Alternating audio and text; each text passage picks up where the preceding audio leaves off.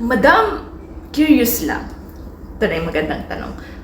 Paano po kung buntis na ang isang babae tapos inirelease niya po yung semilya niya sa loob?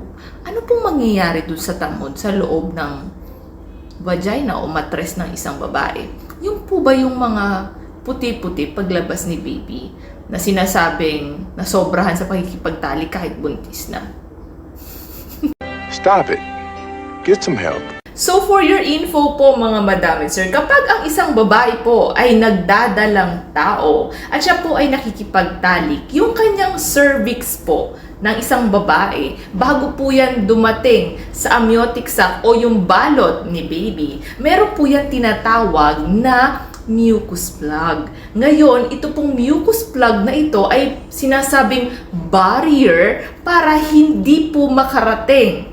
Okay, ulitin ko ha. Hindi po makarating yung iniisip nyo, yung curiosity nyo na kapag syempre nag-release ang isang lalaki ng kanyang semilya, syempre lalango yan. Papunta yan saan? Sa uterus o bahay bata ng isang babae. Ngayon, syempre kung nandun na si baby, alangan naman maglangoy-langoy yan doon, di ba?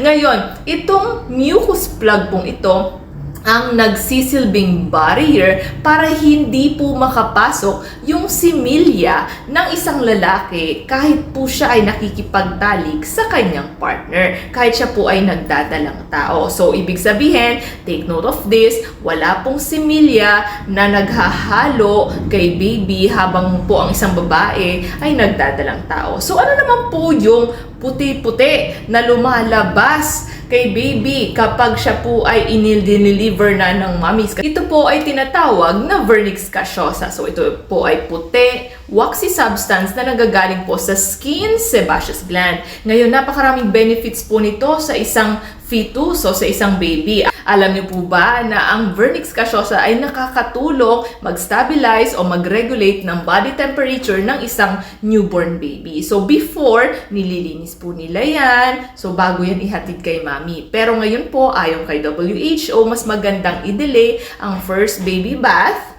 ng about 6 hours, pero ideal nila is 24 hours kasi mas maganda siyang makatulong para ma-stabilize yung kanyang temperature. So last na tanong, ano pong mangyayari kung hindi tatanggalin yung mga puti-puti o vernix caseosa sa katawan ni baby? Definitely po, ito po ay maa-absorb ng kanyang katawan and wag po kayong mag-alala, ito po ay mawawala within a couple of weeks.